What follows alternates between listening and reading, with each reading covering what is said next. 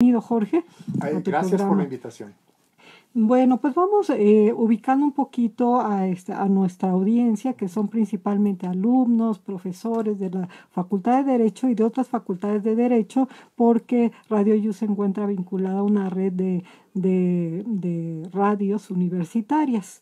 Bien, ¿pudieras ubicarnos un tanto en dónde se encuentra actualmente la tutela, la protección a los grupos, a las comunidades indígenas en México, un poco para manejarlos como una línea en el momento en que política y administrativamente nos encontramos en este cambio de gobierno? Entonces, ¿qué teníamos, en qué sí se había avanzado hasta este momento, por así decirlo? Por favor, Jorge. Creo que hay que distinguir en el tema que nos convoca ahora que prácticamente el siglo pasado se consideró a los indígenas no sujetos de derechos, sino objetos de políticas públicas, ¿sabes? Decidíamos por ellos en materia educativa, en materia de salud, o sea, todo lo concerniente a sus derechos, de alguna manera no había una distinción y los consideramos parte, digamos, del conjunto de seres humanos que tenían derecho a la educación, a la salud, pero nosotros decidíamos sin tomar en cuenta sus características culturales. Yo diría que a partir de, sobre todo, el levantamiento zapatista de 1994, se puso sobre la mesa que los pueblos indígenas tenían derechos especializados, no especiales, especializados, es decir, específicos en el sentido de considerar que frente a una autoridad, un indígena estaba en desventaja cultural porque a veces no tenía el conocimiento del idioma correspondiente, o sea, en español, adecuadamente, ahí, ¿no? ¿sí? Y su manera de pensar es diferente. Luego, entonces, ahí había una desventaja cultural. Yo diría que a partir de 2001, con la reforma al artículo 2 de la Constitución, producto de este debate, En digamos... ese periodo de 1994 a 2001, ¿no? Así es, que es la primera reforma constitucional, digámoslo así, de amplitud muy amplia, muy importante. en relación con pueblos indígenas. Este artículo 2 entonces ya prácticamente toma carta de naturalización que el indígena es un sujeto de derechos, que el Estado debe considerar en cualquier política pública que emprenda que los pueblos indígenas son sujetos de derechos y que por lo tanto debe tomárseles siempre en cuenta, respetando su cultura y su desarrollo. En ese sentido, tenemos prácticamente un desafío, porque el proyecto de nación ya es ahora pluricultural. Es decir, tenemos que respetar las diferencias culturales a todos los niveles, jurídico, político, social, y creo que no estamos preparados. ¿Por qué? Porque pues es que simplemente las instituciones no están hechas para reconocer y aplicar que un indígena tiene derecho, por ejemplo, en el caso nuestro, en las universidades, a que sea educado en su propio idioma. Sí. No tenemos profesores en 68 idiomas, ¿sabes? Claro, entonces, poco a poco tendríamos que ir pensando que las instituciones existentes se tienen que ir adaptando y, en principio, sobre todo, yo trataría de destacar que este primer efecto positivo del reconocimiento de pueblos indígenas como sujetos de derechos está al interior de sus comunidades. Ya al menos estando ahí, sí, exacto. ¿Por qué? Porque ya ahora el reconocimiento a su territorio, el conocimiento a su autogobierno, el reconocimiento a sus propios sistemas normativos, ya de entrada, eso es fundamental, porque la autoridad indígena misma en sus comunidades debe garantizar esos derechos a la propia comunidad indígena. Claro, esto que nos estás mencionando, Jorge Alberto, yo creo que es de suma importancia porque muchas veces como que lo que se pretendía era que, pues un tanto en el fondo, diríamos vulgarmente, abolir a la comunidad para que se integre a la sociedad y no preservar sus usos, sus costumbres, su cultura. Sin embargo, pues simplemente de la cantidad de lenguas que nos acabas de mencionar, pues bueno, ya se convierta en todo un reto, ¿no? Y eso, dice la lengua que es punto medular, pero hay infinidad de costumbres, de usos, como dice, las comunidades indígenas crean su propio pensamiento, su propia ideología, ¿no? Y tampoco les puedes aplicar a rajatabla a todas las comunidades, ¿verdad? Ese sería. Eh, bueno, con esta nueva ley del Instituto Nacional de Pueblos Indígenas, que básicamente lo que al final menciona los mismos transitorios, deroga a la comisión. Primero un poquito en lo general. ¿Tú vislumbras cambios y estos cambios son significativos o son como muchas veces vemos en algunos documentos legislativos que dicen, bueno, pues nada más le cambiaron de nombre, ¿no? En general, tanto a lo que hoy es el instituto, con lo que era la comisión, y si dentro de este ordenamiento podemos ver algunos avances en la materia. Yo creo que la intención es buena, es decir, se busca sobre todo pensando en lo que hasta ahora se tiene como bases jurídicas para garantizar los derechos indígenas, que te decía están en el artículo 2 constitucional. Básicamente son dos tipos de derechos. Puedes referirle sobre todo porque pues no todos los alumnos tengan la Constitución, no de memoria, pero ¿a qué derechos nos estamos refiriendo? Así es, son dos tipos básicamente de derechos.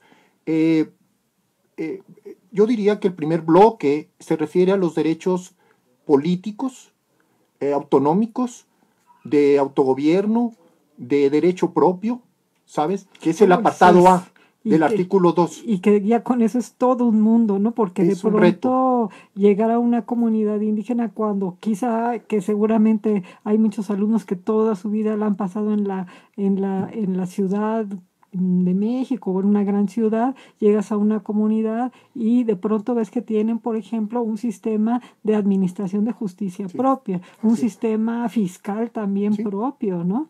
Exactamente. Eso poco a poco se tiene que ir, digámoslo así, haciendo más visible hacia afuera, porque hacia adentro siempre ha estado. No, claro. Han pasado, yo diría, de una existencia de facto, decimos los abogados, de hecho, a una existencia de jure, de derecho. Entonces es fundamental. Lo único que aquí entonces quisiera destacar es que este apartado A, respecto a derechos políticos, de autogobierno, de sistema normativo propio, ya reconocido por la Constitución, todavía no tenemos una ley reglamentaria que garantice a nivel constitucional y su desarrollo a nivel de estados la autonomía política de los pueblos indígenas. Ya está establecido que los congresos tienen que desarrollar este derecho de la libre determinación. Yo entiendo que con las bases que tenemos se deben iniciar procesos de remunicipalización indígena, ¿sabes? En donde a nivel de cada estado y sus características, los municipios indígenas sean explícitamente reconocidos. Todavía está pendiente eso. El Instituto Nacional de Pueblos Indígenas y su ley es reglamentaria del otro bloque de derechos del artículo 2, que es del apartado B, que se refiere a derechos del desarrollo, genéricamente dicho. Pues del idioma, ¿sabes? A la cultura en general, a las cuestiones sociales. Exactamente. En ese sentido, sí es lo que más se ha atendido hasta ahorita, es decir, buscar que el desarrollo a nivel de bienestar, que ahora se dan llamar, se canalice de manera más efectiva. Ese es, yo creo, el avance ahorita en este contexto que le veo a la ley. Es decir, que se tiene la intención de que estos derechos al desarrollo relacionados con el bienestar humano de los indígenas esté más ligado a la ahora llamada Secretaría del Bienestar. Entonces yo creo que ahí sí se va a dar un impulso amplio, importante, exactamente, por esta intención obviamente necesaria, ¿no? De buscar que estas comunidades que a nivel socioeconómico están muy mal, puedan acceder a lo básico. Entonces, te digo, esa tutela en relación con lo que se espera en materia de desarrollo, que es el apartado B del artículo 2, yo creo que se dará un impulso. Habrá que verlo, yo creo que esa es la intención. Pero sí nos falta la reglamentación del apartado A, que se refiere al derecho a la autonomía política de los pueblos indígenas, que se ha criticado, que no se ha tomado en cuenta y que sí creo debe impulsarse también. Digo, tú como gran especialista en estos temas indígenas, ¿crees que bueno, se dio así, ¿no? Pero hubiese sido mejor empezar como por los del apartado A y a partir de ahí después los del segundo apartado, tan importantes lo uno como lo otro, pero vamos, probablemente que desde tu perspectiva, pues unos merezcan prioridad. Sí, bueno, mira, como bien dices, los dos son importantes, sí, claro. Y creo que la obligación del Estado es atender a los dos aspectos, tanto el derecho a la autonomía política de los pueblos indígenas como su derecho al desarrollo. Sí, mi ideal también es que se hubiera atendido los dos en todo caso, sí, claro. ¿Sabes? Pero confío en que se llegue a dar porque es necesario. Muy bien.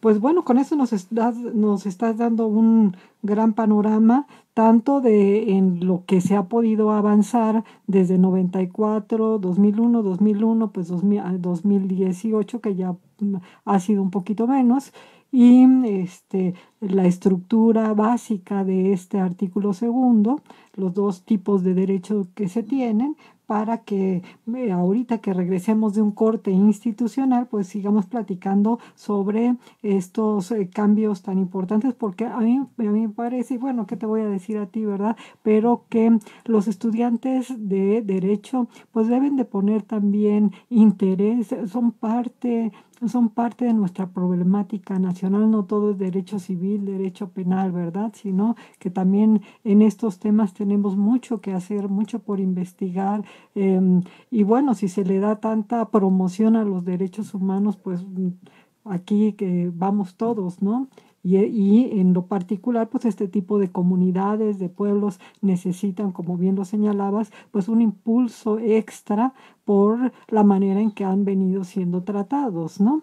Bien, vamos a un corte institucional y estamos de regreso con el doctor Jorge Alberto González Galván, platicando sobre derecho indígena y la ley del Instituto Nacional de los Pueblos Indígenas. Regresamos. Continuamos en 2 minutos. Legalidad con Sonia Venegas Álvarez. Síguenos de lunes a viernes en la programación de YUS Canal Multimedia, Derecho a tus oídos. Visita nuestra página de internet y sigue la transmisión de todos nuestros programas en www.derecho.unam.mx. El Seminario de Derecho Civil de la Facultad de Derecho de la Universidad Nacional Autónoma de México los invitan a escuchar Tópicos de Derecho Civil. Un programa de fondo con temas de derecho civil y derecho familiar. Todos los jueves de 13 a 14 horas a través de YUS Canal Multimedia. Conozca todos los programas en la plataforma de educación a distancia.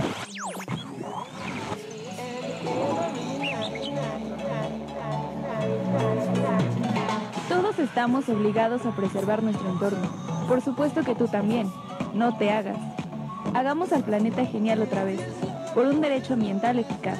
Con Aquilino Vázquez García, como cada jueves a las 12 horas. En YUS Canal Multimedia. Las voces expertas del Seminario de Derecho Romano se escuchan todos los jueves del mundo a las 11 de la mañana con la doctora Consuelo Sirvent en su emisión radiofónica Toctus Legum. Jueves, 11 a.m. a través de YUS Canal Multimedia. Esta estación es afiliada a la Red de Radios Universitarias de México.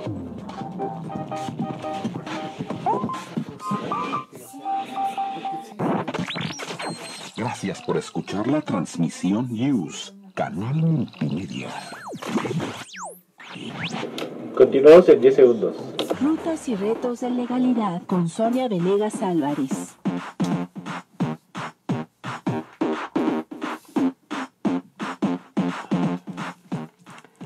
Estamos de regreso con el doctor Jorge Alberto González Galván platicando sobre derecho indigenista y esta ley del Instituto Nacional de los Pueblos Indígenas, recordándoles que estamos transmitiendo en vivo desde Avenida Universidad 2219 a un costado de Ciudad Universitaria en las instalaciones del Sistema de Universidad Abierta y Educación a Distancia. También los invitamos a que nos sigan a través de Facebook en la página Seminario Derecho Administrativo, Facultad de Derecho, turno vespertino, en donde pues se encuentra tanto el programa como los avisos de eventos futuros. Bien, Jorge Alberto González Galván, el artículo 3 de esta ley del Instituto Nacional de los Pueblos Indígenas, me voy a permitir leer la parte, dice que se reconocen a los pueblos y comunidades indígenas y afromexicanas como sujetos de derecho público. Aquí hay dos aspectos que me llamaron la atención. Primero, este reconocimiento expreso a las comunidades y grupos afromexicanos, que pues yo no me recuerdo que los ordenamientos anteriores lo mencionaran, y después a este estatus de tratarlos como sujetos de derecho público. Y ya me estoy haciendo un poco la historia porque nos vienes de decir que antiguamente pues se les consideró objetos, ¿no? O sea, de plano. Por favor, es tuyo el micrófono. El tema viene a cuento desde la misma reforma constitucional de 2001, porque en la iniciativa de reforma constitucional se establecía precisamente explícitamente este reconocimiento a pueblos indígenas como sujetos de derecho público. La aprobación final que se dio no lo hizo explícito, no, porque se consideró que nada más se conservó, sí, creo que una expresión de interés público. Allá voy, sí, perdón, exacto. Mira, como mi lectura es la siguiente, que un sujeto de derecho público es un órgano del Estado. En ese sentido, es alguien que tiene el imperium, el derecho a crear normas y aplicarlas, por ejemplo, y ese derecho está ahí, explícito. Se reconoce que los pueblos indígenas, por ejemplo, tienen derecho a la autonomía. Exacto. Tienen derecho a sus sistemas normativos. Ahí ya estamos hablando de un sujeto de derecho público. Claro. Por eso desde mi punto de vista, no se dejó explícitamente, porque ya se estaba diciendo que esos atributos de un sujeto de derecho público ya los tenía el pueblo indígena.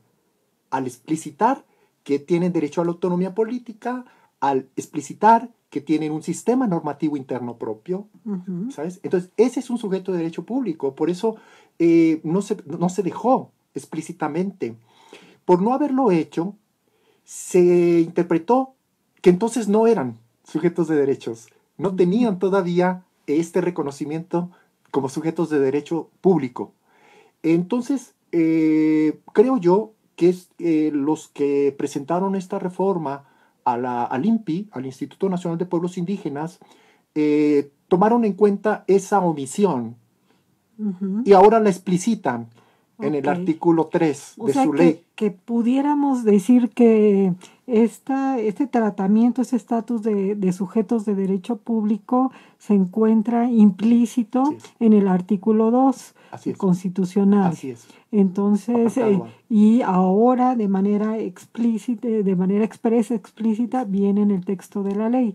¿Tú considerarías, porque, bueno, aquí entre paréntesis que me gustaría hacer una propuesta, que se dijera, aunque ya esté de manera implícita, pero que se dijera de manera expresa, se reformara la Constitución para señalarlo de manera expresa y hacerlo todavía, no diría yo más congruente, porque tú ya nos acabas de explicar que es congruente, no hay una incongruencia, pero sí más enfático? Evitaría precisamente, evitaría esas interpretaciones que hacen pensar que no son sujetos de derecho público. Y si con eso se evita esa interpretación, creo que sí, podría hacerse. De hecho, hay iniciativas de reforma que establecen que se debe hacer explícito, tal como estaba la iniciativa original. Original que dices ya venía, ¿no? Sí, yo creo que pues para darle, desde mi punto de vista, la intención sería darle mayor énfasis, mayor relevancia, precisamente en este sentido de que a veces una sola palabra pues la ponen debajo del reflector, ¿no? Entonces, a mí me gustaría, Diego. Sí, y perdón que te interrumpa, para aclarar precisamente lo que originó también una contradicción, o aparente contradicción. ¿Por qué? En la reforma constitucional, al artículo 2, en el 2001, al no explicitarse que eran sujetos de derecho público, sí se dejó lo que también en la iniciativa constaba, que también había un reconocimiento como sujetos de interés público. Sí. ¿Sabes? Entonces se dijo, no hay reconocimiento explícito como sujetos de derecho público, es decir, no somos órganos del Estado, no, este reconocimiento a la autonomía entonces no es explícito, no existe, pero sí nos reconocen como entidades de interés público, es decir, como un reconocimiento menor, jurídico y políticamente, diría yo. Pero no se oponen. En realidad no se oponían, ni se siguen oponiendo. Sí, yo estoy de acuerdo. Porque, ¿sabes? Precisamente el reconocimiento como sujetos de derecho público está desarrollado, y los derechos derivados en el apartado A. Derecho a acceder a su justicia propia y a la del Estado, por ejemplo. Y en el apartado B, que mencionaba que son derechos al desarrollo, es precisamente por ser entidades de interés público. Es decir, que por la cultura que desarrollan, necesitamos que tenga el apoyo del Estado, o sea, que nuestros impuestos vayan a fortalecer ese desarrollo cultural. Hay interés del Estado, hay interés público para que esos derechos del desarrollo se hagan, se apliquen. Y por eso no se oponen, ¿sabes? Entonces, el sujeto de derecho público y sujeto de interés público corresponden a dos esferas de derechos que deben ser respetados y aplicados. Sí, y que son de cierto modo complementarios, ¿no? Aun cuando uno pueda verse como un aparente menor estatus, pero son complementarios. Exacto. Y ahí quisiera, perdón que te interrumpa también, porque lo mencionaste en lo que se hace explícito ahora en la ley que crea el INPI, de pueblos afromexicanos. Sí. En la Constitución, en la reforma indígena, no se mencionaban, porque desde mi punto de vista, para mí, se habla ahí de que estos derechos se deberían aplicar a culturas equiparables. Dice la reforma al artículo 2 en el 2001. Desde mi punto de vista, allí entran los derechos de los pueblos afromexicanos y también... Es amplia esta comunidad. Digo, tú conoces muy a fondo estos temas. Yo no soy especialista ni de lejos. ¿Es amplia esta comunidad en México? Mira, básicamente, históricamente se ubicaban a las poblaciones afromexicanas en las zonas cañeras pero en las zonas sobre todo costeras, porque los trajeron a trabajar en parte las minas y en parte cuando se empezaron a hacer el cultivo de la caña de azúcar. Entonces, básicamente en costas. En ese sentido, tenemos a raíz después de este origen colonial, en zonas como Veracruz, Guerrero, pero hubo en todo el país, porque en todo el país Morelos, trajeron por ejemplo, después de exactamente. Así es. De hecho, en todo el país. Pero actualmente, repito, están situados en Oaxaca, Guerrero y Veracruz, poblaciones afromexicanas. Y tienen, por ejemplo, digo, a mí me causa bastante curiosidad y yo sé que en la práctica tú también has hecho mucho trabajo de campo. Son como, vamos, las comunidades y pueblos indígenas muchas veces, como bien lo mencionas, pueden constituir un municipio completo. En este caso, este tipo de pueblos y comunidades estarían en el mismo supuesto porque me da un poco la idea que están más dispersos, ¿no? Precisamente por esta falta de atención de parte del Estado. Sí, mira, yo creo que hay que partir, creo yo, ya en este momento para considerar a la población afromexicana, antes de pasar a su ubicación geográfica, que en México todavía existe una especie de racismo o clasismo, como lo quieras ver, por el color de la piel. En este caso, hay mexicanos que por su color de la piel oscura, en cualquier lugar del país, están sujetos a discriminación. Ya de entrada, eso hay que evitar. Ya de entrada, por el color de tu piel, aunque sea muy oscura, no debe ser discriminado. Es probable que esa persona tenga un origen afromexicano. En ese sentido, ya es valioso que poner sobre la mesa el debate de que hay poblaciones afromexicanas es valioso, es importante, porque no se hablaba mucho.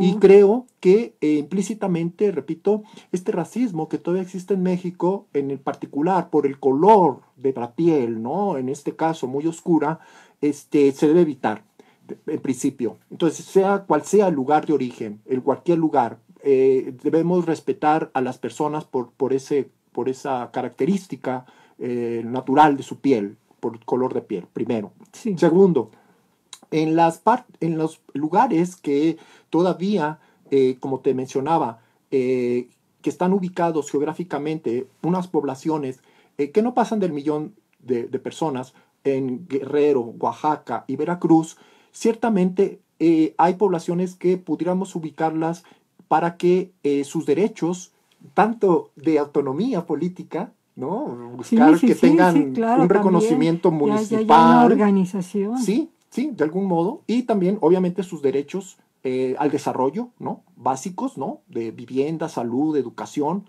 Creo que también este enfoque es favorable y es bueno porque visibiliza sus necesidades para evitar también, repito, que por su color de piel sigan siendo discriminados.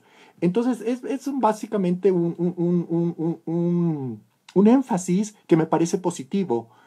Sabes que por su color de piel y por su ubicación geográfica, estas poblaciones merezcan y reciban el apoyo del Estado para garantizar sus derechos y su libre desarrollo como culturas también diferentes en este país que ahora buscamos que sea pluricultural. Que sí, que se pretende que seamos pluricultural, pero como bien nos has mencionado, pues muchas veces nuestra, desafortunadamente, no diríamos educación, sino mala educación, nos hace ser discriminadores, ¿no? Discriminadores como sociedad.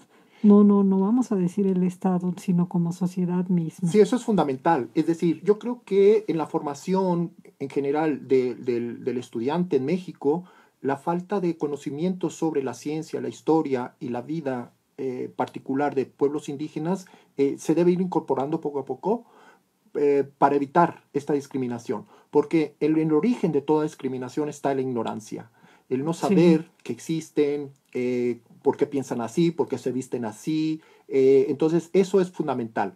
En particular, y lo mencionabas, también creo yo en que el abogado del siglo XXI debe estar formado también como parte de su cultura general en el conocimiento del derecho indígena y de los derechos indígenas. Claro, atendiendo a la cantidad de pueblos, de comunidades indígenas que tenemos es básica. Bueno, has hablado tanto de un tema en estos segmentos que no me aguanto las ganas de preguntarte. ¿Cuál es tu idea? ¿Cómo, ahora sí que sería un poco aquí a lo mejor todavía entre una utopía y un proyecto? ¿cómo sería el municipio indígena? Tratando un poquito de tomar como referencia el municipio que tenemos en la Federación, con fundamento en el artículo 115 constitucional, porque si pues, a eso le atamos el artículo 2, en donde me dices reconocimiento, fomento, promoción de su cultura, de su sistema jurídico inclusive, ¿cómo sería? Grosso modo, Jorge Alberto González Galván, especialista en estos temas, ¿cuál sería tu idea? Porque seguramente lo has pensado varias veces. Sí.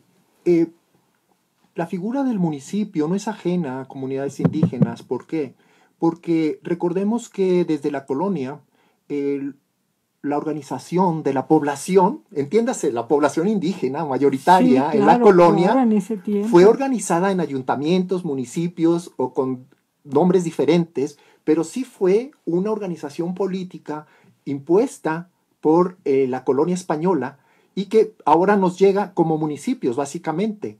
En ese sentido, la estructura del Estado actual, me parece a mí, no es ajena a la organización política que los pueblos indígenas han tenido.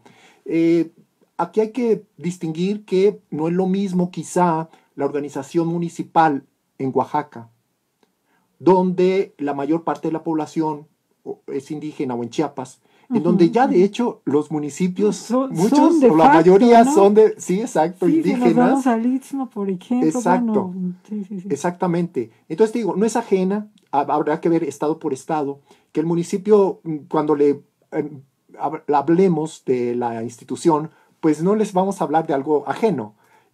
Incluso van a decir algunos, pero ya somos municipios indígenas, de hecho, ¿no? Siempre lo hemos sido. Sí. La diferencia ahora más bien es que aquellos que no lo sean y que los que lo son, es que con el arsenal jurídico, así lo veo, del artículo 2, a partir de 2001, aspiremos a construir juntos un municipio indígena renovado, actualizado, en cuanto a derechos, en cuanto a su libre determinación, en cuanto a garantizar sus derechos al desarrollo, ¿sabes? Pero de manera conjunta. Esa es la diferencia. Sí, que no se conviertan, como muchos lo son, pues en comunidades, vamos a llamarlas cerradas, ¿no? Así es. Son cerradas y de pronto solamente cuando alguna vez tenemos la intención de acercarnos un poco para conocer, pues termina uno impresionado en todos los sentidos de ver cómo se conducen, cómo se manejan y cuánto tiempo tienen haciéndolo de esa manera, y esos sistemas les ha funcionado, ¿no? Bien, vamos a otro corte institucional para regresar con el último segmento con Jorge Alberto González Galván, especialista en estos temas de derecho indígena y que realmente nos está deleitando esta tarde. Regresamos con... Continuamos en 2 minutos. Con Sonia Venegas Álvarez. Gracias por escuchar la transmisión News, Canal Multimedia.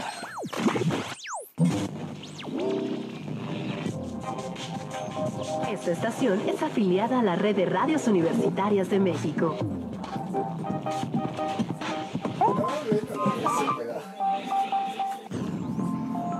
Las voces expertas del Seminario de Derecho Romano se escuchan todos los jueves del mundo a las 11 de la mañana con la doctora Consuelo Sirvent en su emisión radiofónica Toctus Legum. Jueves, 11 a.m.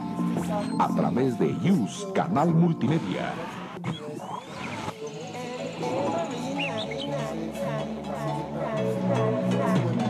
Todos estamos obligados a preservar nuestro entorno.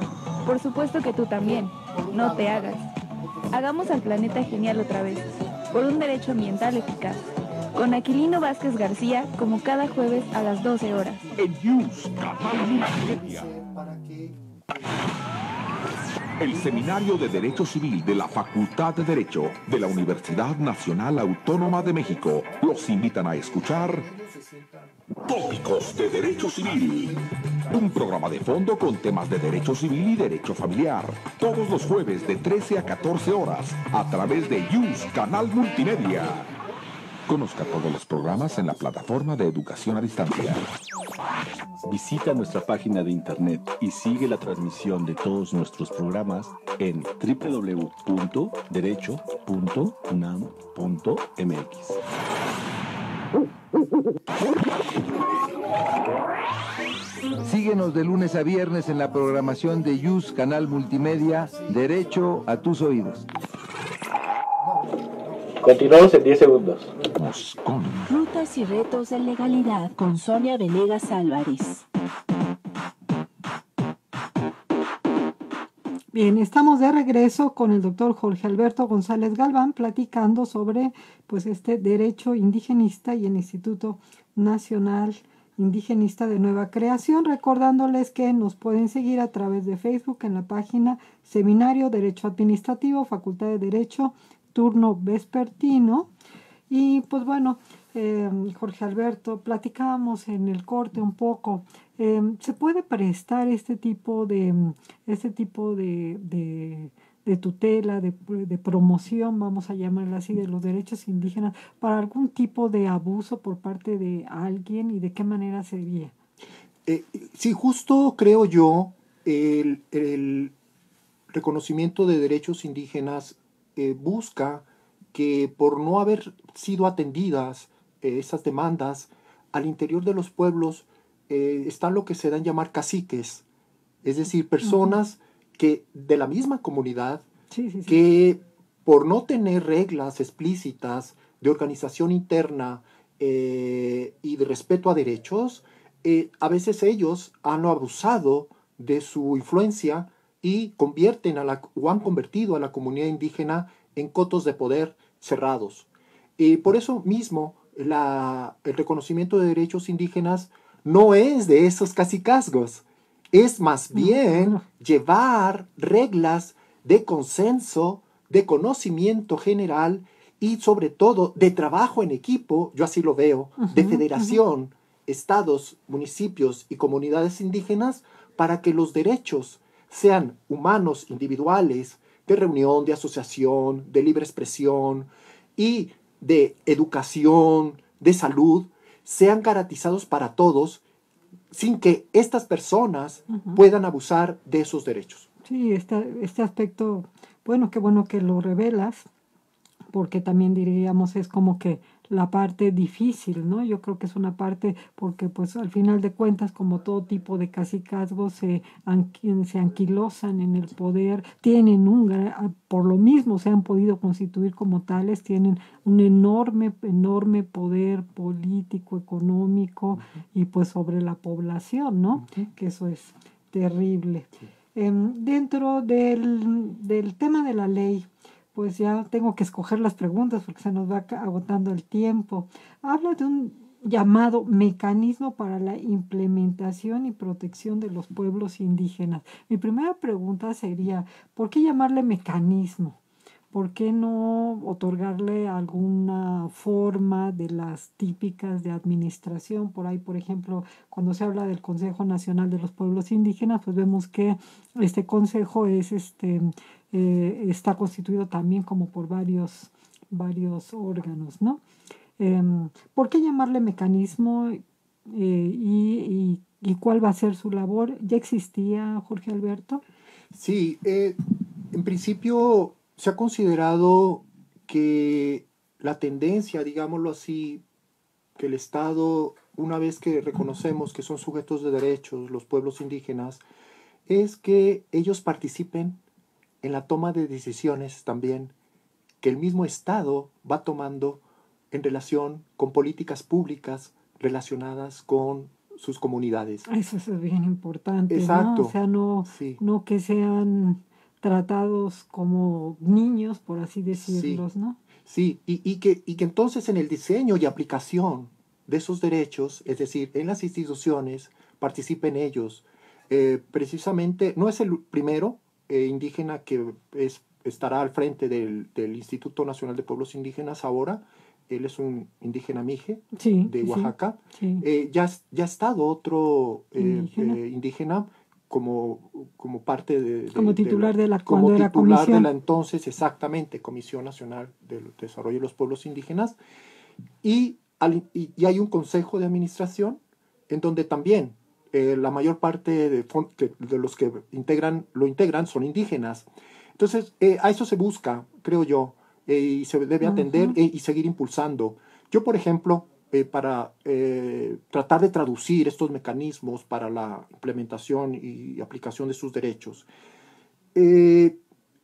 también en los congresos a nivel federal y local, todos tienen comisiones de asuntos indígenas, precisamente donde sean diputados o senadores indígenas, buscan llevar esas demandas y su consecuencia legislativa en materia de derechos.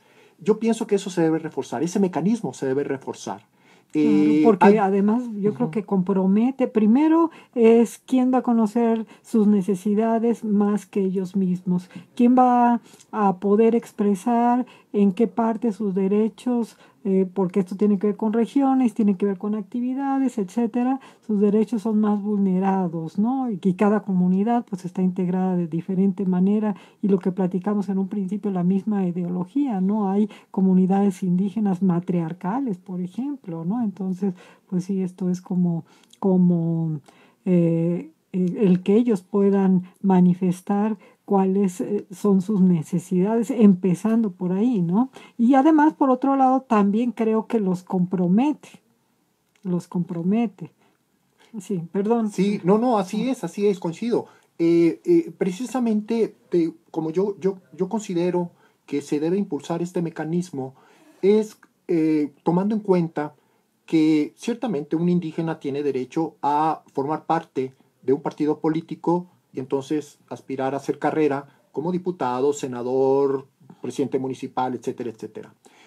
Y lo destaco porque, en principio, ellos representan a los partidos, formalmente, no a los pueblos. Entonces, para que esto coincida, ¿sabes? Para que esto coincida y se impulse, considero que estos representantes indígenas en las comisiones de asuntos indígenas de los congresos, debería haber una política donde estas mismas comisiones agrupen a representantes elegidos por los pueblos indígenas para escuchar cuáles son sus demandas y que ellos formalmente las lleven a los plenos de sus congresos. Pero sí creo que esta iniciativa, para que los mecanismos que habría que impulsar para que sus derechos puedan ser más escuchados y atendidos, debería impulsarse de esta manera, que ellos deberían, repito, promover que haya representantes en sus comisiones, aunque sea de manera informal, a manera de órganos consultivos de cada estado, de los que ellos representan, en donde esos representantes sean elegidos por sus pueblos. Claro. Y le hagan ellos directamente sus demandas. Sí, es muy diferente que un indígena sea miembro de partido X, de los que ya existen, que hacer... ¿por qué? Porque es representante de la ideología del partido político, a que sea representante de la comunidad indígena, ¿no? Entonces, pues yo creo que es otro de los aspectos importantes a reforzar ya en leyes secundarias y evidentemente con políticas públicas y en la práctica relativo a al apartado A del artículo 2 constitucional.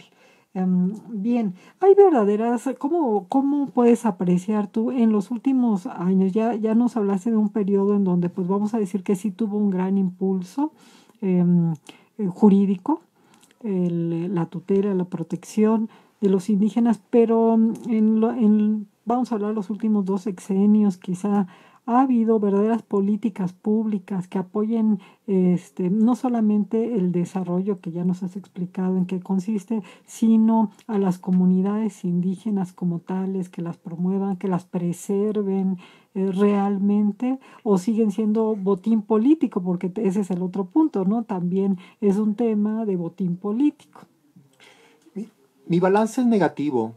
Desafortunadamente, después de la reforma al artículo 2 en el 2001, los zapatistas consideraron que había sido, digámoslo así, transformada de manera negativa, dirían ellos, la reforma.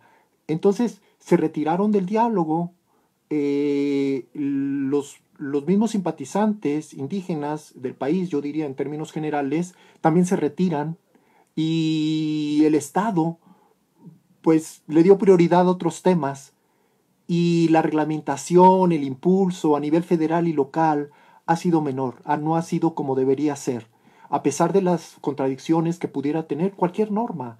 Simplemente se abandonó, se inmovilizó el impulso, y eso ha afectado que los derechos de los indígenas en general se hayan estancado. Entonces mi balance es negativo por esa razón. Por ejemplo, para mencionar algo, se ha establecido que para garantizar esos derechos se debe establecer un presupuesto adecuado. Y en eso no se ha aplicado, ni a nivel federal ni a nivel local. En este caso, por ejemplo, si a mí me hubieran preguntado en este nuevo gobierno cómo impulsar los derechos indígenas, yo les hubiera dicho, miren, necesitamos que a nivel federal se reglamente el apartado A.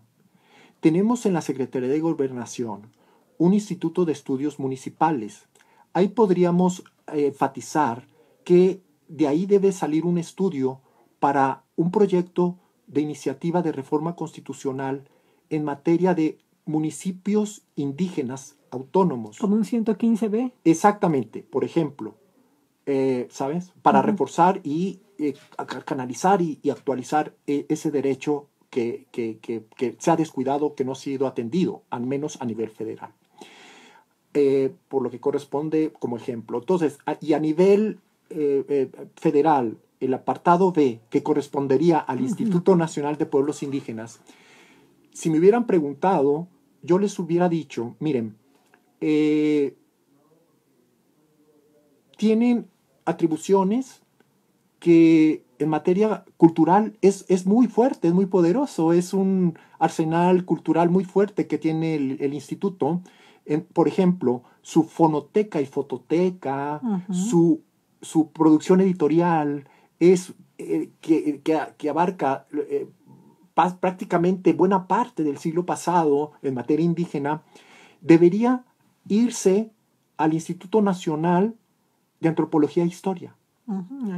Alina, exacto, que cumple 80 años, por cierto. Y la materia de derechos relacionados con el apartado B, que es lo que le corresponde, debería ser y formar parte de una subsecretaría de la Secretaría del Bienestar, que ahora así se llama, para impulsar precisamente esos derechos y concentrarse solo en materia de derechos sociales, ¿sabes? En este contexto de subsecretaría, de nivel de subsecretaría, no nivel de instituto ya, sino de subsecretaría, para impulsar de manera más concreta y con mayor énfasis los derechos del apartado B, de los derechos sociales.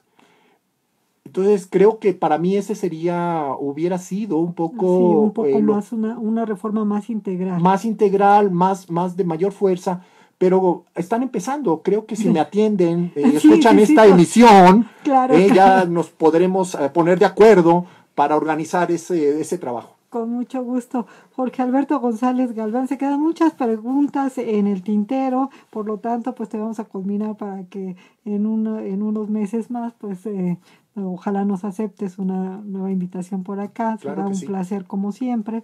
Te agradecemos enormemente. Sé que tienes muchas ocupaciones académicas, muchas veces los fines de semana pues salen a impartir cursos, hacer trabajo, etcétera. Te agradezco enormemente que nos hayas compartido parte de tu gran tesoro de conocimientos que tienes al respecto. Fue un placer tenerte. Muchas gracias. Al contrario, gracias por la invitación y esperaré la próxima con mucho gusto. Muchas gracias y pues nos despedimos de la audiencia. Nos estaremos viendo el próximo viernes a las 2 de la tarde. Muchísimas gracias.